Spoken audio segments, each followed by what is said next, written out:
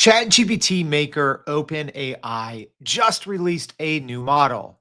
And no, it's not GPT-5. It's actually called GPT-4o Mini. But don't think small because I think this is actually going to make a huge difference. Not just on the surface, because it looks like just a light version of OpenAI's latest model, but it's more than that. There's a lot more beneath the surface from a competitive standpoint. And I think this is going to greatly impact how we work, not just in a mini way. So, we're going to be going over that, doing some live testing, and a lot more here on Everyday AI. What's going on, y'all? My name's Jordan Wilson, and Everyday AI, it's for you. It's a daily live stream podcast and free daily newsletter helping us all learn and leverage generative AI. And this is whether you know it or not, you are going to be leveraging GPT-4o Mini a lot in the very near future, even if you don't know it. All right. So if you haven't already, this is one of those. You got to make sure you go to youreverydayai.com, sign up for the free daily newsletter, check out your show notes. If you're listening on the podcast, we always keep all that information in there to quickly get the newsletter that goes along with today's episode, as well as if you want to reach out, connect with me on LinkedIn, send an email, whatever you want to do. For our live stream audience, thank you for tuning in. This is technically kind of pre-recorded just by a couple hours. I'm going to be on an airplane at our normal time. So hope you can bear with me, but I'll be in the comments after. Tell me what you think of this new model. And for that reason, make sure if you're looking for your daily dose of AI news, make sure to check out the newsletter. Also, before we get started, one quick fun announcement. Tuesday, this coming up Tuesday, couple days, mark your calendars. That's all I'm going to say. $1,000 live challenge. If you can get every single answer right in real time, there's going to be a $1,000 prize. Whether that's one person, if three people split it, they split that $1,000 prize. If you can get every single question right on ChatGPT and other large language models, we're going to do it. We're launching a little campaign called Thanks a Million. So this is just a little fun event to celebrate that launch. So make sure Tuesday, July 23rd, if you're normally a podcast listener, Tuesday, July 23rd, 7:30 a.m. Central Standard Time. We'll have the link in the show notes as well. Enough with that. Let's get into the new model. So OpenAI just hours ago released their newest model called GPT-4o Mini. So this is technically a quote unquote mini or lightweight version of their most powerful, and I would say, well, not me, all tests, all benchmarks say the world's most powerful large language model right now is GPT-4o. So this is the light version, right? The featherweight, right? The cheaper and more flexible and faster version of the world's most powerful model. So there are so many business use cases and so many ways that we're going to be using this in the near future. All right, so we're going to be going over all of that, but also another shout out to the newsletter. This didn't come as a surprise to me, or if you listen to this podcast and read our newsletter every day. I literally told you Monday about this model, GPT Mini, going to be coming soon. So make sure you read the newsletter. A lot of times, y'all, I'm a former journalist. I spend so much time researching each and every episode, even just this episode right now. Spent about 2.5, 3 hours reading everything, testing the model out to bring you the latest, the greatest, and the truth. The realest thing in artificial intelligence, I'd say. This show's unedited, unscripted. All right, so let's talk about first big picture. Let's zoom out and talk about what this means. Well, there's a lot of business use case, which we're going to get into, but I even want to talk about in the competitive landscape, right? Because things have changed a lot over the last couple of months. I would say notably, Anthropic has been making some power moves. So Anthropic just released their Claude 3.5 Sonnet. Okay. So Claude has three flavors: the smallest and fastest and cheapest, Haiku, the middle version, Sonnet, and the most powerful version, Opus. Well, that was until they released 3.5 middle model, Sonnet. So they don't have 3.5 for the small one, and they don't have 3.5 for the big one. And we gave you a lot of in-depth insights in our newsletter on why. That's why you got to read it. All right. So anyways, also, we saw Google just also recently come out with their 1.5 Flash. So again, a small version. So And we've been talking about this on the show as well. I've been saying for a long time the future of large language models is smaller models. And it seems like everyone else has been playing there, right? Anthropic has been playing there, right? With Haiku specifically. That's their small, fast model. They just announced last week that you are also now able to fine tune that model on AWS, Amazon Web Services, right? So a lot of flexibility being able to fine tune a model like that. We're going to go into more what that means. Don't worry. But also the same thing with Google 1.5 Flash just announced, I believe, early. I think it was late June, early July. So very recently, in the last couple of weeks, everyone else has been making this shift toward small models. OpenAI hasn't until today. So people are only talking about the mini part, right? They're only talking about, oh, this is just a smaller version. This is a crappier version of GPT-4o, which a lot of people, I don't understand it, right? If you're a model geek like me, you might appreciate this. Everyone else, you might not, but everyone's making these complaints. Oh, GPT-4o is worse than the previous version, GPT-4 Turbo. No, it's not. I think people have this unrealistic expectation, right? Like when you get something set up for like GPT-4 Turbo, and then you try to use it exactly as is in GPT-4o, and it might not work as well. Well, for a reason, right? You have to re-engineer whatever you built, right? You can't argue. I don't understand people that argue with math and science and benchmarks. GPT-4o is the most capable model by far. It's not even close. Look at the benchmarks, right? All right. So, anyways, big competition here. And there's a lot of kind of upward mobility for these other companies, right? Especially Anthropic, when they are going to release a 3.5 Haiku and a 3.5 Opus. I mean, it's going to go wild. All right. So I'm going to try to keep my dorkiness at bay here, but this is why this is ultimately important.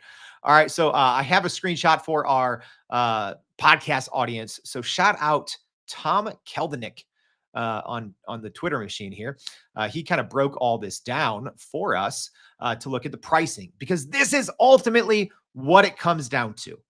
This isn't just a small version, a faster version of GPT-4o. It is a cost efficient and very capable version. So, uh, up until recently, it was Claude Haiku that had the kind of most affordable in terms of power. All right. So, there's a quadrant that we will show. I should have thrown it up here for the live stream. I can probably find it, if I can multitask. Okay. But, up until recently, I would say it was Haiku and probably Gemini Flash that had the right kind of balance of cost and output quality, right? So when you are looking at a small model, that's ultimately all these businesses, thousands, tens of thousands of businesses are using OpenAI's API. Should have started by explaining this, right? So many of the systems, of the software, of the tools that you use on a daily basis, you might not even know it because it's happening behind the scenes. The future of just about everything is generative AI, is large language models. And so many of these companies that you use, softwares that you subscribe to, things that social media, everything, right? They're running behind the scenes on large language models. And what that means in most cases is they're using an API from a company like Anthropic Claude, like Google Gemini, like OpenAI. So that's why this cost and output balance is so important, because it impacts our daily lives and we don't even understand it.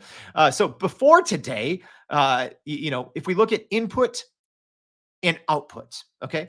So I'm not going to go into tokenization, but think of tokens kind of like words. They're parts of words, parts of phrases, right? I've had a whole episode on tokenization, so I'm not going to take up your time.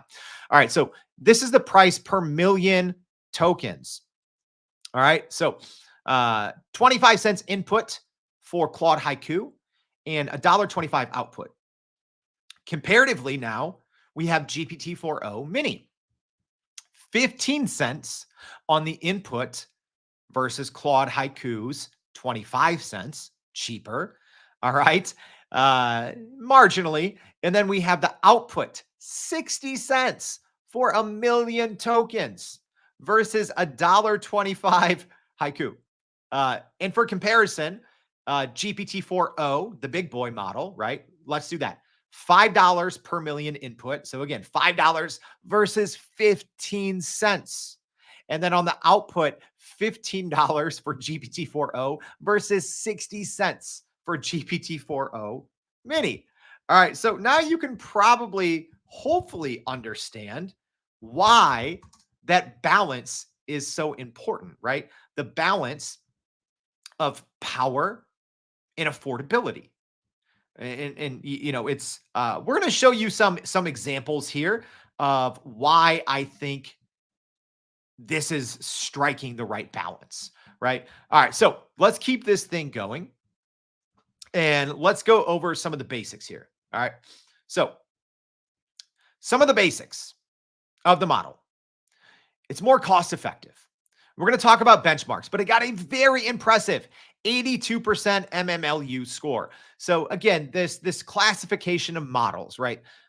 We're not comparing it to Opus. We're not comparing it to, the most powerful models out there. These are the small, large models, right? I don't know if these are technically considered small language models. I think for that, we'd be looking at, Google Gemini, Nano, and some of the Mistral models, right? So these are technically, think of them as small, large models. I know that's a little confusing. We also don't know how many parameters it is. However, it scored an 82% on the MMLU score. So we're going to talk about a little bit more on those benchmarks here in a little bit. But that is an extremely impressive score for a smaller model. Also, on some instances on the new leaderboards, right? So we talk about the Chatbot Arena leaderboard all the time. It is already out benchmarking GPT-4 Turbo, the previous version before GPT-4o. That is extremely impressive, especially when you look at the cost differentiation. That's what I'm saying.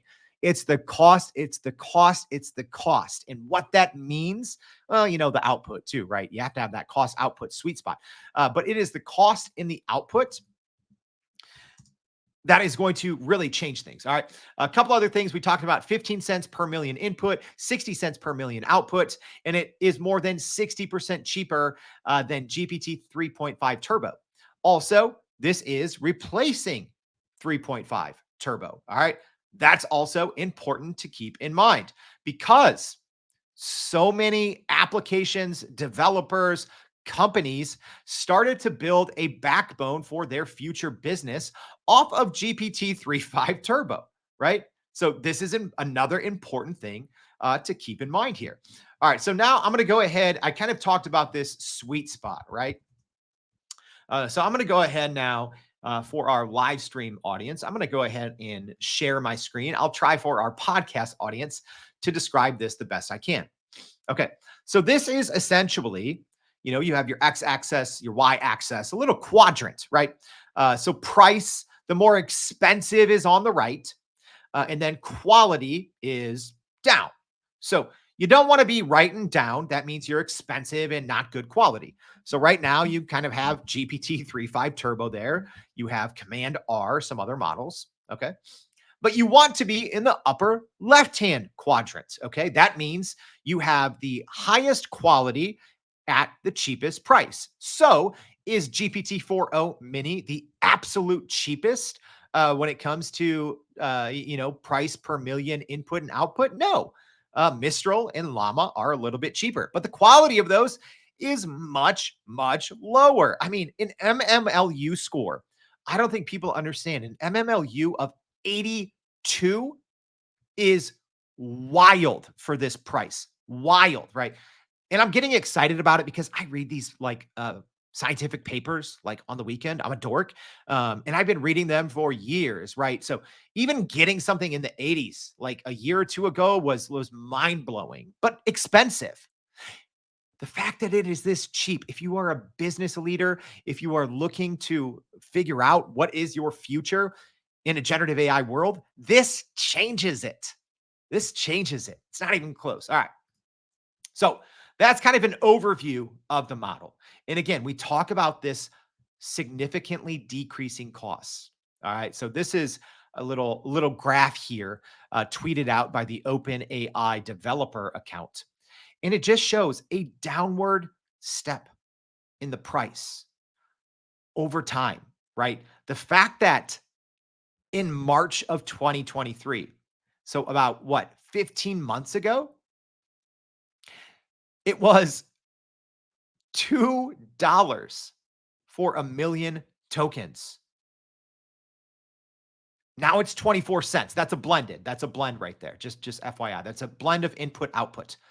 Going from $2 per million tokens to 24 cents, right? It's a 90% reduction. In the quality is astronomically better. Things are getting cheaper and they are getting better, but faster than anyone ever could have predicted, right? The very famous interview with Bill Gates and Sam Altman on Bill Gates' podcast, that was one of the biggest takeaways, was they were both flabbergasted by how fast the development has come and how much cheaper essentially all these models are, because it is cheaper to train them as well, right? That's another piece of the puzzle, right? When we talk about chip makers, GPU makers like Nvidia, they're becoming more and more efficient and in turn more and more affordable, which drives everyone's costs down. All right. Let's keep this thing going. Let's talk about some capabilities and features of the new GPT-4o model. All right, so it does support text and vision in the API. It's also important to note this is accessible on the front end of ChatGPT. I'm going to show you all of that here in a minute. So this is accessible via the front end of ChatGPT. If you log into your ChatGPT account, you can use it. I don't think there's a lot of use cases if you're using it on the front end. There's a couple that we'll talk about, but for the most part, if you're just logging into ChatGPT and using this as a front end user, you're probably not going to be using this new model a lot. However, if you are a developer, if you're working on the back end, GPT-4o Mini is your new best friend. It is amazing. It is going to change the way that you can do business, right? Because essentially, and this is just an explanation if you are a beginner here, like myself. I'm kind of a beginner, but I'm kind of not.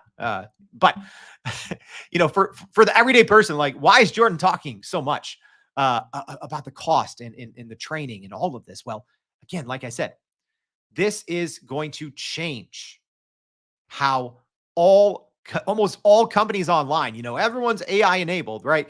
Go on anything, everything's, on the TV, everything's AI, AI, AI. Guess what? They're all going to be paying significantly less now, which ups the competition in the marketplace. But also, in theory, for consumers, we can start demanding lower prices, or there will be competitors that come up that can provide better quality at lower prices, right? If the quote unquote power, or if the cost of electricity goes down by 90%, and you're in the business of using electricity, guess what? That changes your business. All right. So it does support text and vision in the API and in the chat interface. So it features support for text, images, and coming soon, video, audio inputs and outputs. More on that in a bit. Context window in the API, not in the chat interface, is 128,000 tokens. All right. It supports up to 16K output tokens per request. And same knowledge base, same knowledge cutoff is October 2023. As well as an improved tokenizer for non-English text. In other words, it converts the inputs for non-English better to tokens. That's the thing a lot of people don't understand when we talk about tokens. Go listen to that episode. But essentially, ChatGPT doesn't know words, both when you give it words and it gives it back. It converts everything to tokens to actually understand what you're talking about, right? So the tokenization in other languages is very important.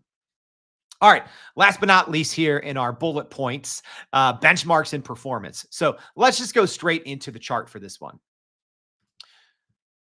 If you're on the podcast, the benchmarks are silly. They're silly. Like, never, even if you follow large language models, did someone a year ago, 2 years ago, could look at this chart and think that this would ever be possible at this price, okay? GPT-4o Mini is outperforming all other small quote unquote small models, except for the Math Vista. All right. So essentially, we have eight different we have eight different benchmarks. So from the MMLU to the drop to the MGSM, math, human eval, MMMU, right? So all these different benchmarks that all researchers put models through, you get a score that tells you, is a model good or is it not? Is it a bunch of marketing or does it actually have the chops? This is the thing I don't understand, y'all, when people are like, oh, GPT-4o is so much worse compared to GPT-4 Turbo. No, it's not. You just have to relook at what you're doing, right? Large language models are generative. That's the thing people don't understand. Just because you had something working in a previous model doesn't mean it's going to work in the next model. Get to know it. You might have to re-engineer some things. Are some things worse? Absolutely. Across the board, no. You can't argue with more than 1 million votes in the chatbot arena leaderboard. All right. So some of these worth noting, some of these metrics. I just want to point out a couple. So MMLU, that is the massive multitask language understanding test. So that is, I would say, still the gold standard. I think we're probably going to be moving to the MMMU as the gold standard because that's multimodal. But the thing of this is text-based, right? MMLU is essentially the ACTs for large language models. It is the gold standard. What is your score, right? And it measures the model's knowledge across 57 different subjects, including STEM, humanities, social sciences, everything, right? Y'all, this blew everything out of the water. It blew out Gemini Flash, Claude Haiku, GPT-3.5 Turbo. It is not close, right? You might look at it on this chart and be like, oh, it's only a 3-point difference behind Gemini Flash and about a 7-point difference behind Claude Haiku. That in MMLU, that is a lifetime away. When we look at the biggest models, they're usually within like a half point, maybe even a 0.1. I believe Opus, Claude 3 Opus, when it first came out, was like 0.1 higher than GPT-4 Turbo, right? Usually it's like a half point. To be 3 to 7 points ahead of your nearest small model competitors means that this is freakishly good. I cannot understate that, how much that little seemingly small margin means in the MMLU. Same thing in math purpose, blows everyone out of the water. We're talking like 30, almost 30 points ahead of the others. Wow. So math purpose is essentially complex math topics such as calculus, linear algebra, higher level mathematics. So it is freaking really good at math. All right. And that's important for data analysis. Again, we have to think, not just what you are going in to do inside of ChatGPT. That's not what this is about. Where this is going to pay dividends and change the way we all work is through the API, is through those hundreds of thousands, right, of different companies, startups, products that you use. You're probably playing with a bunch of AI tools all the time. I have dozens of AI tools that I use on a week-to-week basis. Mostly all of them use GPT. They use the GPT-4 from OpenAI, right? So this is going to change and improve the quality of all these other tools that you use, especially if you're someone in marketing, advertising, communications, or if you're just someone who's constantly playing with AI tools and large language models. This changes everything. All right. All right. Now we're going to have some fun, y'all. Let's go ahead and do a couple of things live. All right. So a while back, let's see if we can get a good view here for our live audience. And hey, podcast crew, I'm going to do my best to describe what we have going on here. Pretty simple stuff. All right. So about a month or so ago, when Claude 3 Opus, Claude 3.5 Sonnet came out, we did some comparisons. We just did some live prompts and we compared the output. Some of them were deterministic, right? There's a right answer. There is a wrong answer. Some of them required us to make a call. All right. So now what I'm doing, I am in the OpenAI playground. Okay. So what that means is kind of the back end. If you build something, all developers who are using the API, this is where they go. But I'll tell you this, you don't have to be a super technical person. You can get a free account. You can go in there and just play in the playground. It's a great way to learn. If you want to become better at prompt engineering, if you want to become better at understanding models, do this inside of the playground. Anyways, so I'm comparing two different models side by side at the same time. So we're going to be asking some questions that have a simple yes and no answer. Is it right or is it wrong? And then we're probably going to be doing some that require a little bit of let's use our brains. Okay. So again, I did this previously between Claude 3.5 Opus and GPT-4o. So now we're going GPT-4o on the left, GPT-4o Mini on the right, doing the same prompts. We're going to be looking at speed. We're going to be looking at quality, and we're going to be looking at, in some cases, a little bit of reasoning and logic. All right.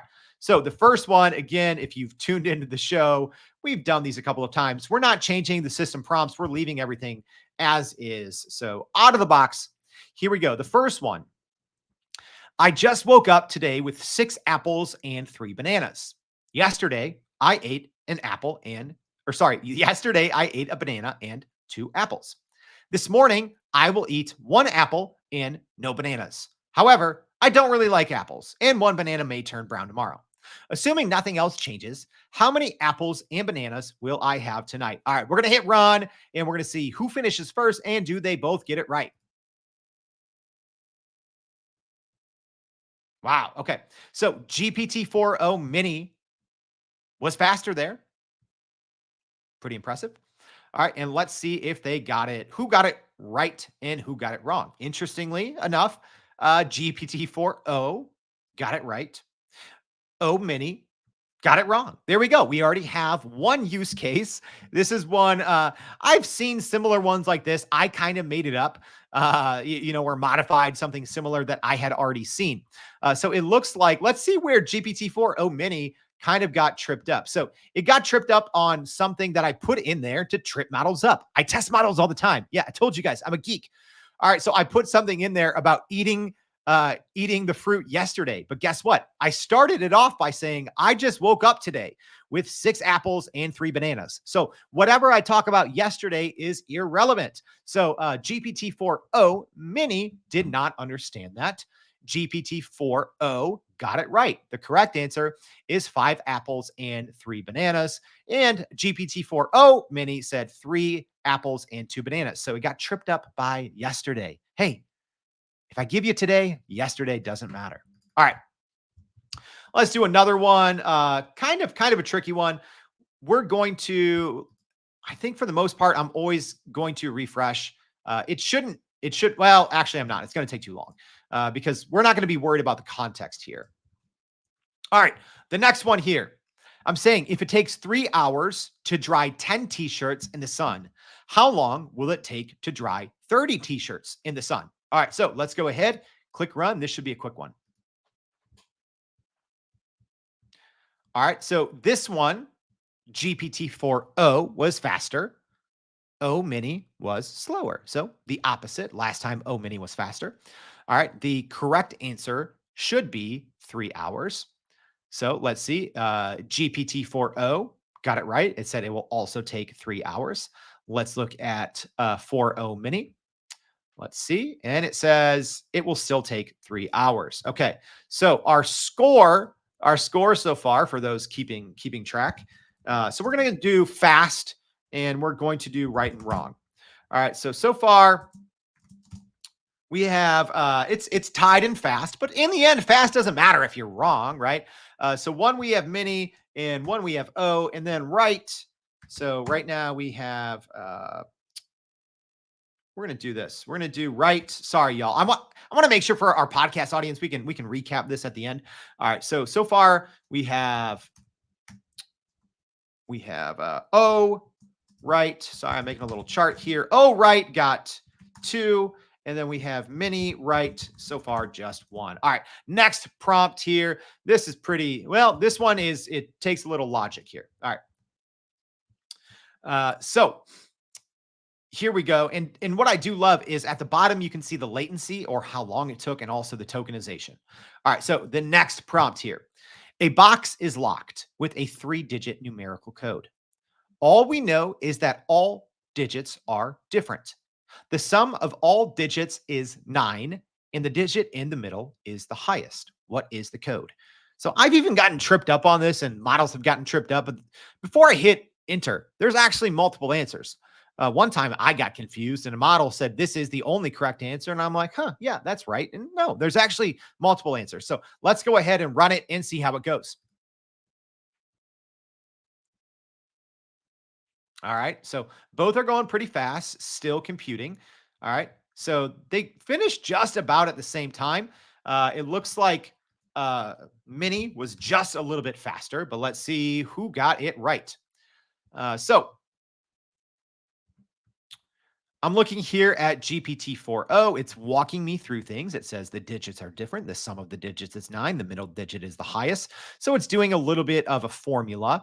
And let's see. So it's going through different cases, case one, case two. So it says, I don't even know if either of these finished generating. They may have stopped. It looks like they both stopped halfway and didn't complete. So I'm going to try this one more time and see if they finish this time. Okay, so it doesn't look like I'm double checking here. It doesn't look like GPT-4o finished this, which generally when I do this, it finishes. I don't know if it's because I'm in the compare mode and doing head to head. It really shouldn't make a difference. So it's going through. Yeah, I'd have to read this. I'd have to read this. I'd have to take a little time. There's a lot of math on the screen. It didn't give me a clear answer. I'm going to try the prompt, and I'm going to say at the end, I'm going to say, please respond only with the correct answer or answers. I'm going to say you do not have to show your work. Sorry, I'm getting confused. Too much math on the screen. It's late. All right, here we go. That worked a little better. So neither of them got it right. We'll just say both. Okay, so neither got it right. So GPT-4o said the code is 273. Middle digit is the highest. However, those do not add up to 9 when combined. And GPT-4o Mini said the code is 147. Also do not add up. So they both got that one wrong.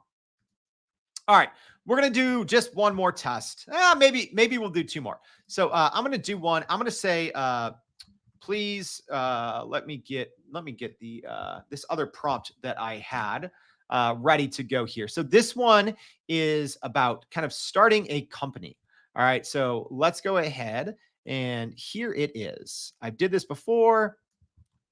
This one's a little longer. So I'm going to click run while they go and I'll look at the latency because this one's a little longer. Okay, so what I'm saying here is create a new company and brand for a future smart home device. This will solve a problem that does not currently exist. To start, come up with the company's name and its first flagship product. Give the product a new branding campaign, go to market strategy, tagline, and rationale for why it'll work. Respond in a succinct way, keeping responses to short bullet points, but with ultra specific facts. All right. So, from a speed standpoint, it looks like GPT-4o was slightly faster, but not by a lot. All right. And there is no right or wrong here. This is subjective. So I'm not going to read the whole thing. So let's just see the takeaway here with what GPT-4o came with. It came up with Verity Solutions. The flagship product was No Measy. Not sure what that is. It's eliminating the complexity and stress associated with managing and memorizing the various names and access code for different smart devices in a home. All right. Okay. I see that. Let's see. The branding campaign is smooth. Management starts here. I got some social media campaigns, simple go to market strategy in good multiple phases. Good. The tagline is no measy simple. Okay. Not the best, but not terrible, right? Again, how I wanted the output, right? I said keep it succinct, give it to me bullet points. So I think this is where, in theory, GPT-4o may have shined over GPT-4o Mini. Anyways, let's look at GPT-4o Mini, what it came up with. So it is Home Vigil, and the flagship product is Lifeguard. So again, I'm asking it to solve a problem that does currently not exist. in a future smart home device. All right. So GPT-4o Mini came up with home vigil company name. The flagship product is Lifeguard. It is a smart home device equipped with AI driven sensors to detect subtle changes in a household's atmosphere, such as smells, noises, movements, etc., to predict potential safety hazards. All right. That's pretty good. All right. The branding campaign is safety in the silence. Ooh, okay. I like that from Lifeguard, safety in the silence. Uh, Same thing, go to market strategy. It even gave us a target audience, which I don't think that GPT-4o did. Gave us different channels. All right, I like that. Gave us even a launch event. Whereas for the most part on GPT-4o, it just went through phases. It was awareness, engagement, expansion. Where on the other hand, GPT-4o Mini really took it a little more granular. It gave us a target audience, different channels, different strategies for those different channels, a launch event. So pretty good. And the oh, I just realized, y'all, why we didn't get the full from the code one. It's because I think I have a cutoff here. That's probably what it was. That's probably what it was. All right. So, anyways, I think for this test, I would say GPT-4o Mini won this one. All right. So I'm cranking back up the maximum tokens. I feel I didn't give a fair shake. I kept wondering, I'm like, why is this cutting off when we are asking about the locks? So we're going to do that one more time. But however, I'm giving that one, if I'm being honest, I'm giving that one to Mini.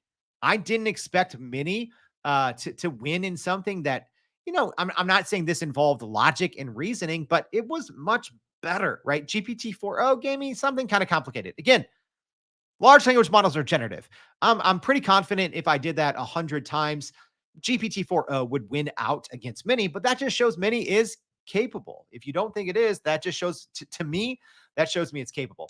All right. I'm going to run this code one more time. That's why it was cutting off. I forgot. I had that setting on there. You can restrict how long the output is so you don't accidentally spend way too much money, right? Because you're paying for the tokens, but they're pretty cheap. All right. So, wow. Okay. A lot here from GPT-4o Mini, and we still just have more math code problems. So, here we go from, okay. So we got multiple correct answers from GPT-4o when we reran this. So essentially, it needed more memory. That's all it is. It couldn't do it with the limited tokens. It actually wasn't done. I cut it off early. GPT-4o got multiple correct answers. 153, that's correct. Middle digits highest adds up to 9. 163 is not correct. That adds up to 10. So it did get one correct variation, 153. All right, so let's go ahead and look at GPT-4o Mini. So it says one valid code is 243. That's correct. So that adds up to 9. So it didn't give me any wrong answers, GPT-4o Mini. GPT-4o gave me one wrong. There's actually a lot more correct answers. And GPT-4o one time gave me a list of like, I don't know, like 15 correct answers. So in this case, actually, GPT-4o Mini got it a little more right because it didn't give me a wrong answer. I'll give that one like a half. It didn't give me any wrong answers. It only gave me one correct answer, whereas GPT-4o gave me a correct answer and an incorrect answer. Um, all right, let's do one more. And this is our last one. This isn't supposed to just be a live head-to-head comparison, but I wanted everyone to be able to get at least a good understanding of this. So for this one, here's what we're going to do. We're going to test the vision capabilities. So I just dropped a photo. I took this on the road in Chicago. All right. And I'm putting in a prompt. So this one, I am pretty curious which one's going to finish first. So I'm saying, please identify where this picture is located, what direction the photo is facing, and every other detail that you can make out. All right. So I'm going to go ahead for our live stream audience. I'm going to throw this up on the screen big so you can look at it. I'm telling you, I got the perfect photo to use for this because it shows like, I don't know, 20 cars, but you can't even see any license plates. So it's not like I'm even putting anyone's, personal data out there. I was kind of happy about that one.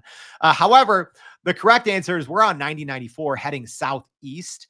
And you can tell that so this requires actually a lot of knowledge, which is why I use this, because the way that you can tell this, aside from the order of the buildings, right? That's one way because you have the Chicago skyline. And depending on which way you're looking at it, right? If you're looking at it like north straight down, the buildings, the skyline are going to be in a different order. If you're coming up from the south, they're going to be in a different order, right? So that's one way. But also you can see two different exit signs. So as an example, we have 46A California, 47A Fullerton. So in theory, it should know, right? It's heading in this direction. The numbers are going up, right? So it has plenty of clues. All right, so let's jump in. Let's run this live and see how each model does. Let's go. All right, so put the prompt in. GPT-4o, much faster. Mini took a while to get started. Okay, interesting there. So Mini took longer to get started, but was actually done much faster. GPT-4o got started way quicker, but took a little bit longer. But ultimately, what I care about is who got it correct. All right. So interesting. So the GPT-4, actually, let's keep going left to right here. Great job. GPT-4o. This is very impressive. All right. So it says the photograph is taken in Chicago, Illinois. Landmarks in the background: Willis Tower, John Hancock Center. Cool. It says direction. The photo is facing southeast towards downtown Chicago. Correct. Specific highway details. It's breaking them all down, right? 47A for Fullerton, 47B for California. Yield sign. It's talking about traffic. It's even telling me it's probably during rush hour. It wasn't. It was on a Sunday. I think there was a Cubs game. Anyone else a Cubs fan? Or are we Sox fans? Who's your favorite baseball team? Let me know. Infrastructure. This is great. It's giving me a huge break. It's even going into vegetation. Y'all, the vision models are nutty like a squirrel on keto. All right, weather and time. My gosh, this is good. It's giving me guesses. It says general vibe. It says typical urban highway. This is good. So it answered everything correctly. Not only did it answer the simple question about where I was and what direction the photo was taking, but I also asked it, give me every other detail that you can make out. So interestingly enough, GPT-4o Mini's vision doesn't give me a lot of the same. It essentially says I can't identify specific locations or details about the image you provided. It does say there's traffic, there's cars, there's tall buildings. It shows that there's Fullerton Avenue and California Avenue. There's photos in the sky. So that's interesting, right? Actually what I'm going to do. So hands down, I'm giving O the win on this. All right. Mini did not win. GPT-4o won this. So I'm going to say, I'm going to add some more things. I'm going to put, please take your time, go step by step, and understand the context clues in order to provide the answers. All right. So I'm wondering, with a little more, quote unquote prompt engineering, right? Yeah. With a little more prompt engineering, I'm wondering if GPT-4o Mini can do this, because I was assuming it could have. Again, this is available in the API. So if you're thinking, oh, should I be tapping into the API? I mean, it didn't get anything wrong, but it also didn't get it right. Or am I just really underestimating or not giving enough props to the level of detail that GPT-4o gave? All right, so I'm doing it one more time. I'm just doing a rerun. I'm curious if a little bit of extra prompting will help GPT-4o Mini. So same thing, GPT-4o got started right away. Looks like we're getting stalled out. Looks like we're getting stalled out here on GPT-4o Mini. Yeah, server errors. I'm not surprised, y'all. This just came out. People are building on it. They're breaking it. I'm actually surprised how fast it's been, if I'm being honest. GPT-4o Mini, considering probably all dorks in the world are trying to break this thing right now, including myself. We're going to try it one more time, see if we're going to get another error message. But hey, I'm curious, podcast audience, drop me a line. Are you going to be using this? Are you going to be moving everything over to GPT-4o Mini? What tests are you running? All right. So here we go. Same thing. GPT-4o did a great job. Let's see if GPT-4o Mini did a little bit better. So it did, with a little bit more prompting and a little bit more help on my end. Uh, it did say Chicago. It noticed the Willis Tower. Although, what's the Willis Tower? Yeah, that's Sears.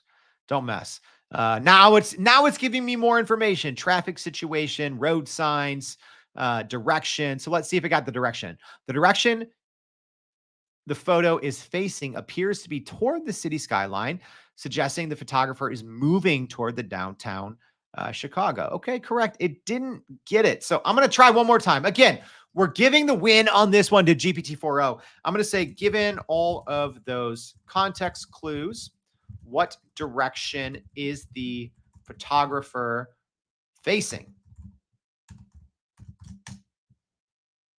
All right. GPT-4 already got this right. I'm just wondering if we can squeeze the right answer out of GPT-4o Mini. Gosh, I mean, GPT-4o, super impressive. All right, let's see. So it said, given the context clues, particularly the presence of the Chicago skyline in the background, the photographer is facing east toward downtown. Yeah, it's east, it's southeast, but got it right. So with better, that also goes to show, number one, understanding generative AI. It's a roll of the dice. You're going to get something different if you go in there with a weak prompt. I went in there with a weak prompt. The point of this wasn't prompt engineering, but when I followed it up with a little bit better prompt, and I followed it up with a secondary, when I prompted iteratively, or just followed it up with, hey, now let's try it again in this way, it eventually got it right.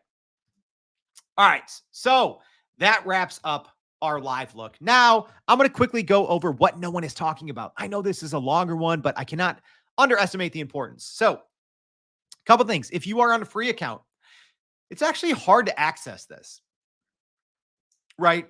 On the front end of ChatGPT, they actually changed it. So previously you had a traditional model switcher. Now all you have is, and this is brand new as of today, I believe. Now you just have ChatGPT, which is, if you're on the free plan, that's what you're on. And then it says ChatGPT Plus. So, I forgot my other slide here. But essentially, you can still access. Let me go ahead and share my screen here and show you. So you can still access the updated version here. So what you have to do, first you have to prompt, right? And then after you prompt, then you get the new model selector. So if you actually want to try out GPT-4 Mini and you are on a free plan, you can't select it on the normal drop down. You have to first do a prompt, and then there is a model switcher right underneath ChatGPT's response, and then you can do ChatGPT Mini. GPT-4o Mini. So now I'm on Mini, and it's obviously asking me, is this better, the same, or worse? All right. I'm not here to train you right now, model. I'm in the middle of a podcast. All right. So number one thing you need to know, it's a little hard to access for free users on the front end of ChatGPT, which I think a lot of people are. So that's why I wanted to throw this out there. This is everyday AI for everyday people, right? Number two, something people aren't talking about. What does this mean for the future of Apple's plans, right? Because number one, people aren't talking about this fact either. Apple they built their own large language model. They didn't even mention it by name. Man, I feel bad for all those software developers at Apple during Apple's WWDC in June. They didn't even mention their own large language model by name. They didn't even really explicitly, in the keynote at least, I'm talking about in the keynote, they didn't even explicitly decipher that, yes, when we're doing all of this Apple intelligence, quote unquote, that there's actually two different models. We have our own Apple on-device edge AI model running essentially all the queries that just have to do with the information on your device. And for most everything else, you're going to be prompted to use GPT-4. I believe GPT-4o, right? But What does this mean now? A much smaller model. Again, we don't know how much smaller it is. I'm sure we'll find this out soon. I don't think that this model will be small enough to fit on a future device, right? At least a phone. I think right now, the Google smartphones, the S24s that actually have a large language model living locally on the phone. That's why it's important, right? There's more privacy. It's faster. It's more energy efficient, right? So I think the future is working edge AI, right? On device, smaller models. But I still think that this new model from OpenAI, GPT-4o Mini, is probably too small to run locally, but I would think the next version of it, probably whether that's in 6 months or a year, is probably going to be able to fit, which is wild to think about, right? Which, number one, the impact on the environment, right? The more edge AI that you can run, the better the environment is, right? One of the biggest problems right now is this uses a lot of power, right? A single prompt to ChatGPT takes up 10 times more power than a Google search, right?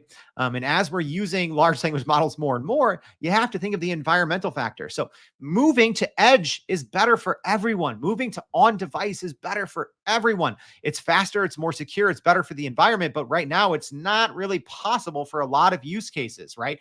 To get the power that you want, squeezed on a little device, not possible. But I think probably in the future it's going to be. Maybe the next version of GPT-4o Mini might be able to run locally on a smartphone, which would be amazing. So you have to look at the future of this Apple and OpenAI partnership. Here's another, aside from cost, there's actually a reason you might want to use GPT-4o Mini. I talked about, hey, if you're on ChatGPT, you probably aren't going to want to use it because there's real no advantage. You're not paying for it anything differently in ChatGPT, right?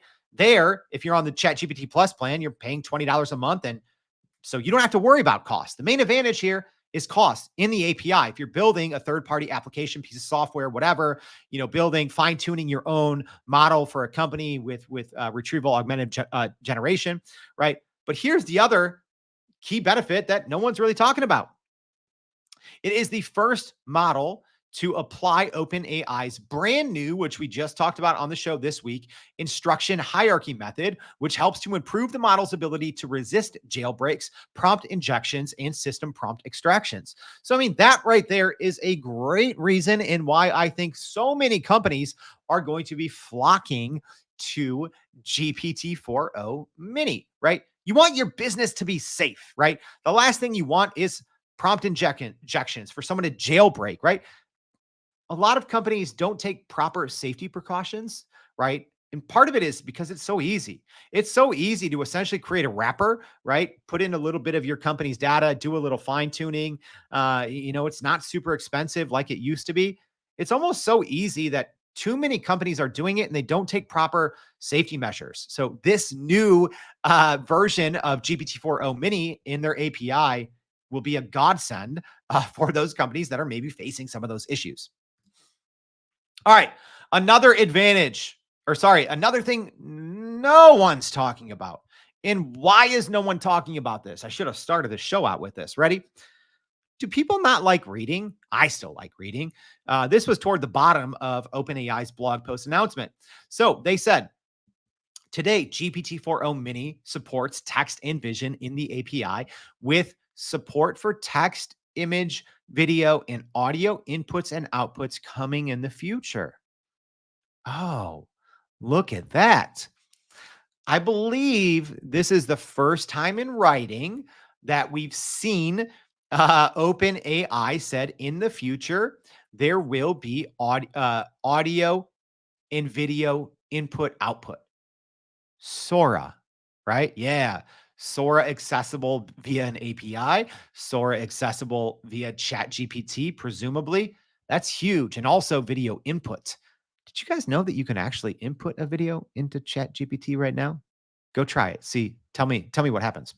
Um, so this is huge, though. Again, this is all reasonable assumptions pointed to this, right? Yeah, you'll be able to. It's multimodal, right? The future's multimodal. That's the whole point of the GPT-4o, which is Omni. Instead of using three technically three separate models on the hood. It's using one. So this was always the assumption, but I believe this is the first time in writing that OpenAI said, hey, input, output, you're going to have video input and output. So pretty big, right? Right now, that's actually one area Gemini's been crushing it in with their super long context window, being able to upload videos, and it can scarily know everything. Yeah, talk about wild use cases of generative AI. All right, number 5, more and better AI is coming everywhere. So like I said, you probably don't even know this, right?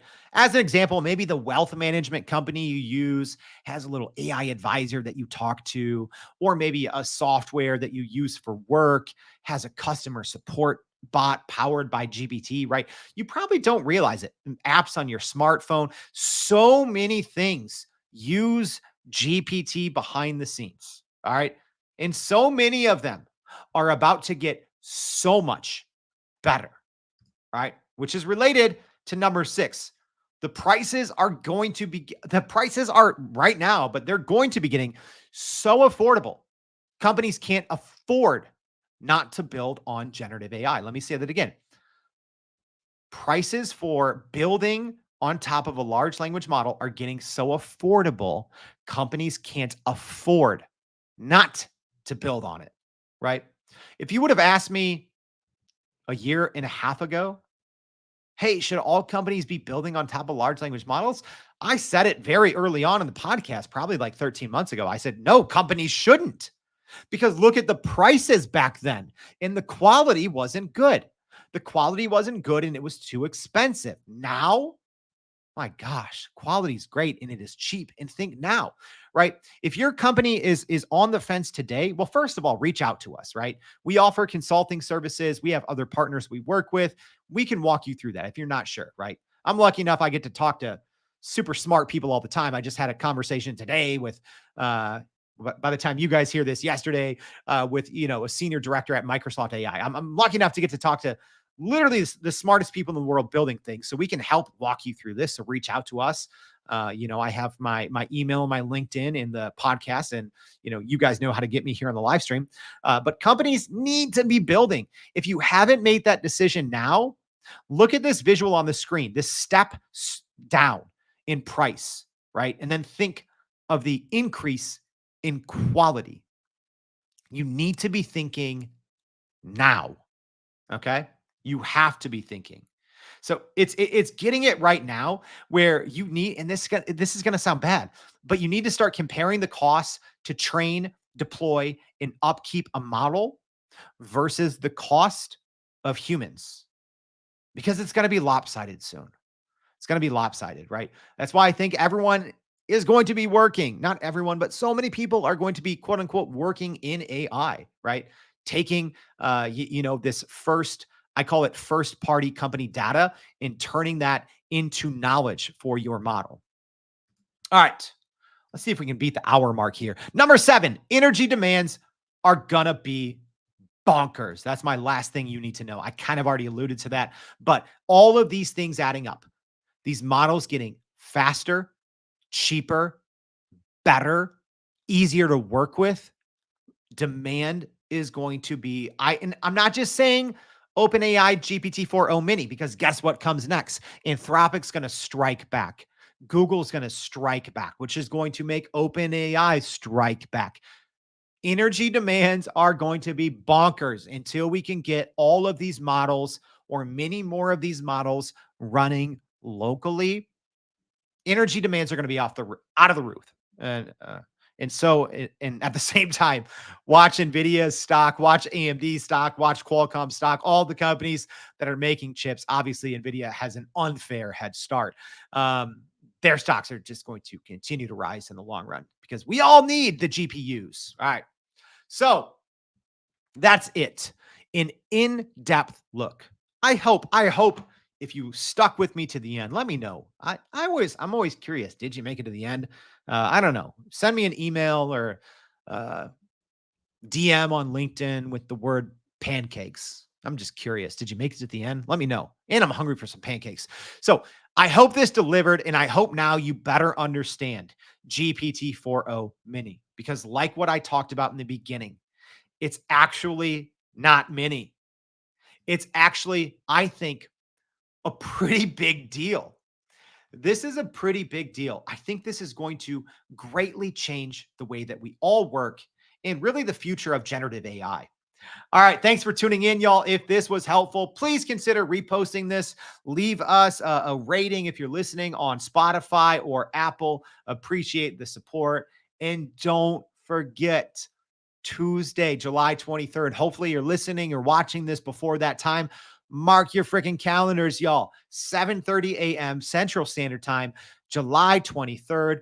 The link for the LinkedIn live stream. Hopefully, LinkedIn doesn't go down. If so, you can join on YouTube. You got to get your question, you got to get your answers in live. All right. $1,000 to anyone who gets a perfect score. If no one gets a perfect score, no one gets the money. So there's going to be some easy questions. There's going to be some trick questions. But if you are an avid listener of the Everyday AI show, you're probably have a decent chance that you're going to get most of these right. You got to be quick, but you got to be there. So please join us and make sure to go to youreverydayai.com. Sign up for the free daily newsletter. Thanks for tuning in. Can't wait to see you next week and every day for more Everyday AI. Thanks, y'all.